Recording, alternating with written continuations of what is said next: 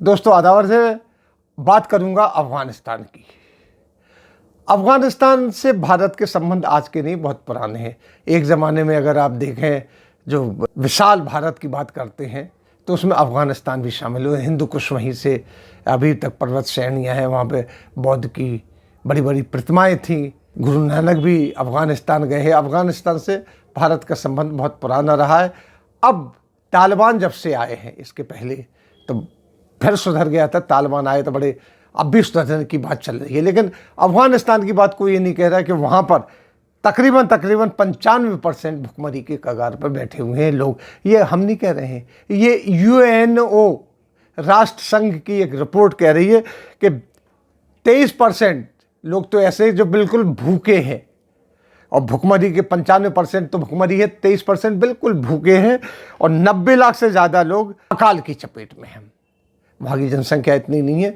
तो ये हालत अफगानिस्तान की चल रही। तो यूएनओ ने पूरी दुनिया से अपील की है कि पूरी दुनिया में जितनी चैरिटी करते हैं, जो बड़े बड़े लोग हैं, धन्ना सेठ लोग हैं जो चैरिटी करते हैं, तो अफगान की तरफ भी देखें थोड़ा सा अफगान में क्या हो रहा है। बाद में ये नहीं कह रहा कि तालिबान आए हैं तब से ये हो रहा है।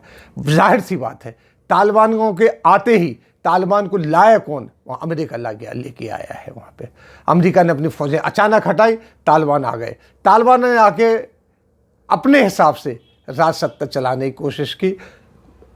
International monetary fund, world bank और खुद अमेरिका ने भी उनके पैसे रोक दिए।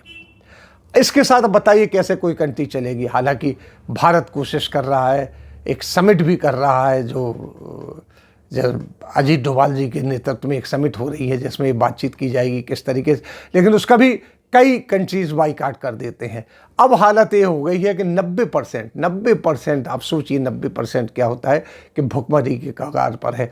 वहाँ पे टर्की के बॉर्डर पे जाके देखिए तो अफगानी बैठे हुए हैं। वहाँ ईरान के बॉर्डर पे जाके देखिए अफगानी बैठे हुए हैं। अफगानी वहाँ से बिल्कुल भाग रहे हैं, डर से और भूख से भाग रहे हैं। लेकिन दुनिया की नज़र अफगानिस्तान पर नहीं जा रही है। सब ये लगे कि कट्टरता तालिबान पे है। तालिबान कट्टर है तो फिर अमेरिका उनको राज सत्ता दे के गया क्यों है? इसके पीछे भी कोई चाल होती है। कहीं ना कहीं अमेरिका अपने हथियार बेचता है इस तरीके से। तालिबान को नहीं बकेंगे, अफगानिस्तान को तो है ही, इतने हथियार छोड़ के गया वो तो वहाँ है ही। तालिबान का डर दिखा के वो हिंदुस्तान, पाकिस्तान, जाने कहाँ कहाँ हथियार बेचेगा, और बेच रहा है। सौदागर हथियारों का अमेरिका। ईरान का बॉर्डर देख लीजिए, भरा पड़ा है। वो लोग अफगानियों को अंदर नहीं आने दे रहे हैं। वहाँ टर्की ने बंद कर दिया। भारत में तो बड़ी सख्ती है, यहाँ नहीं आ सकते हैं। हाँ, वो भी नहीं आ पा रहे जो हिंदू हैं वहाँ के, जो वहाँ से आना चाहते, वो भी भारत नहीं आ पा रहे। क्यों नहीं आ पा रहे? उसकी वजह है कि ना कोई ट्रांसपोर्ट है, ना हवाई जहाज यात्राएँ इतनी आसान है वहाँ पे। सबसे बड़ी बात है कि विश्व का एक देश जो हिस्टोरिकल कंट्री है, वहाँ पर भुखमरी है और कोई देश उसकी तरफ देख नहीं रहा है। कहने को तो इस्लामिक कंट्री है, कट्टर इस्लाम, बात इस्लाम में कहीं कट्टरता नहीं है, लेकिन तालिबान उसको कट्टर बना के लाए हैं। पत्थर मारना जिसको संसारी कहते हैं, फांसी पे लटकाना, ये सब चीज़ें चल रही हैं वहाँ पे। लेकिन हम बात करते हैं वहाँ के मासूम लोगों की, निवासियों की, जो भूख के कगार पर, जिसकी बात यूएनओ ने की है। पूरी दुनिया को उसकी तरफ ध्यान देना चाहिए। वरना एक देश अगर भूखा, कहते हैं ना, भूखे भजन ना होए गोपाला, ये लो अपनी कंठी माला। भूखा आदमी बड़ा खतरनाक हो जाता है, बहुत खतरनाक हो जाता है। वो पेट की आग बुझाने के लिए कुछ भी कर लेता है। फिर जब उसके बच्चे भूख से बिलख रहे होते, वहाँ पे हम लोगों ने खबर दी है कि बच्चे बेच रहे हैं लोग, अपने लड़कियाँ बेच रहे हैं अपनी लोग। ये क्या हो रहा है एक देश में?